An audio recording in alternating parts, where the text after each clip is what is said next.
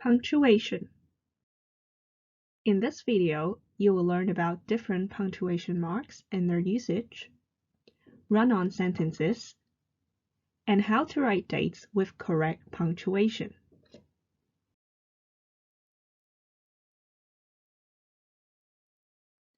When you speak, you pause after groups of words so your listeners can understand you better. Your voice also goes up and down to express your feelings. However, when you write, you cannot pause or change the tone of your voice. Instead, we use punctuation. Punctuation shows how you would say words and sentences if you were speaking. It helps your reader to understand you, and it helps you to express yourself. Here are some of the most common punctuation marks. In this video, we will look at the following 10 punctuation marks. The first one is a full stop. It's also called a period. We can use a full stop for several functions. We can use it at the end of a statement to end it. For example, we can put a full stop at the end of "This is the end of my speech." We also use full stop after words or phrases that are used like sentences. For example, we can use full stop after "Thanks." Another usage is we can use it at the end of abbreviation. Pay attention, we do not use it after Mr., Miss, or Doctor, etc. We can use full stop after etc., etc., or after each letter in PS and AOB. We can also use full stops when we show time. For example, we can put a full stop between 7 and 00 to show it's 7 o'clock. And we use a full stop after A and M for AM and after P and M for PM.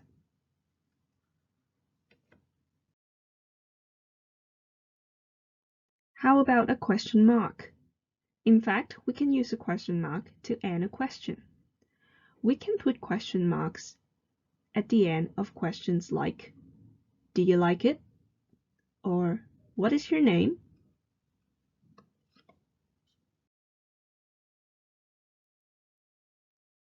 We use an exclamation mark at the end of a statement or phrase with a strong feeling. For example, we can use an exclamation mark after "What a great surprise!" or "Phew!" to show our strong emotions. How about an apostrophe? How do we use an apostrophe? We can use an apostrophe to show a contracted verb. For example, when we want to use I've instead of I have, an apostrophe is placed between I and VE. Or when we want to use they'd instead of they would, we place an apostrophe between they and D. They'd like to. We also use an apostrophe to show possession. For example, Wayne's football, Marcus's football, Mr. Chan's children's, the teacher's office. Note the difference between singular and plural nouns. For plural noun ending with S, we only need the apostrophe, but not apostrophe S after the word. Next, a comma. We can use a comma to do several things. First, to list words or phrases. Let's take a look at the example sentence. She has Chinese, English, and mathematics lessons today.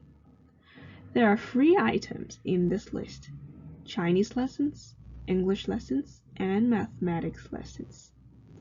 Between the first 2 items, we can put a comma. Note that we don't use a comma in front of and. Besides, we can use a comma to separate non-defining relative clause. For example, Jane Who is really smart solved the problem in a minute. Who is really smart is a non-defining relative clause providing additional information about Jane. We can use a pair of commas to separate the relative clause from the main clause. Thirdly, we can use a comma after an adverbial phrase, connecting adverb or clause at the beginning of a sentence. For example, after graduating, comma, Tim decided to travel around the world. Or therefore, comma, it is. Or moreover, comma, they are.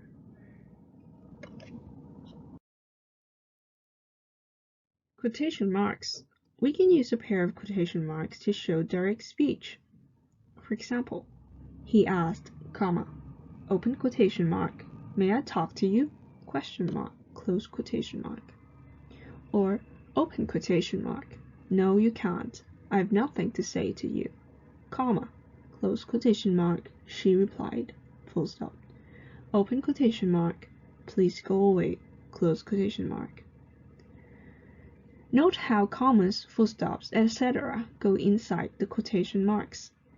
Here, a comma is used because the whole sentence is not considered finished until here. A full stop is used behind replied. Note also a small letter s is used in she. We can also use quotation marks for titles of articles, songs, books, etc. For example, I'm reading Pride and Prejudice. Pride and Prejudice is a title of a book. We can use a pair of quotation marks for the title. Note that the full stop does not go inside the pair of quotation marks. It is outside. Coming up next, a colon. We can use a colon to introduce a list of items or points in formal writing. Note that we do not use a colon in front of a pair of quotation marks in direct speech. Example sentence. Hikers will need to bring sunscreen lotion, water, and a jacket. A hyphen is a short horizontal line joining two or more words into a single word. For example, 5, year, and old are joined by two hyphens to form one adjective. Well and known are joined with a hyphen to form an adjective, and two hyphens join sister in and law to form the noun sister-in-law.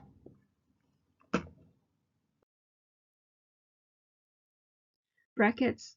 We use brackets to separate extra details or explanations from the rest of the sentence. In the first example sentence, the content in the brackets provide additional information about Shakespeare, that is the year of birth till the year of death of Shakespeare. In the second example sentence, the content in the brackets shows additional information about applications.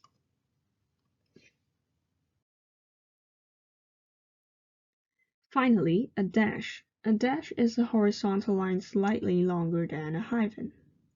We use a dash instead of brackets or commas to add an extra word or clause in informal writing. For example, Brian has scored 60 points.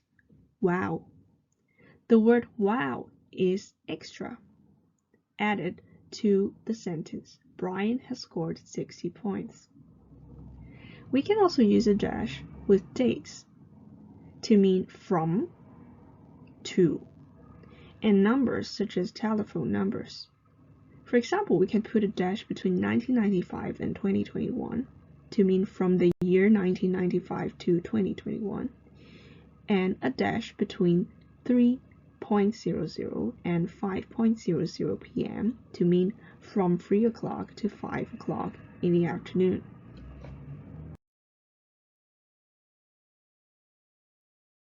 Here comes part 2 of the video. Run-on sentences. What is a run-on sentence? A run-on sentence is formed when people use commas incorrectly. It is a sentence in which two or more complete thoughts are joined together without the correct punctuation. So how can we fix a run-on sentence? First, we can divide each complete thought into a separate sentence using full stops. Or we can add a comma between the two thoughts and use a conjunction in between them to highlight the logic between. Let's take a look at the run-on sentence in this notice below. This month's English Club meeting will be on Friday at 4 p.m. in room 208. This is our first meeting of the term. We want everyone to attend. Please make sure all our members know about this meeting. In this notice, there are several ideas. In fact, there are 4. The first idea, the second idea, the third idea, and the fourth idea. All 4 ideas are separated with commas incorrectly, forming a run-on sentence. So how should we fix it? We can use full stops or comma plus conjunction. Here we go. This month's English Club meeting will be on Friday at 4 p.m. in room 208. Full stop. This is our first meeting of the term, and we want everyone to attend. So, please make sure all our members know about this meeting. After the first idea, a full stop is used, and between the second and third idea, the conjunction and is used. The conjunction so is used between the third idea and the fourth idea to show the logic in between. So, how would you rewrite the following run-on sentences?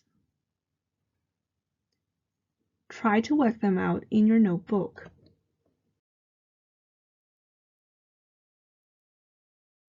Part 3. Writing dates with correct punctuation. In modern written English, say for example when you're writing a formal letter, you do not need to use any punctuation with the dates. For example, when you want to write this date, you can follow this format. The date comes first, followed by the month and the year. Here, no punctuation is used. You can also write the date in the traditional way. You can write ST for first.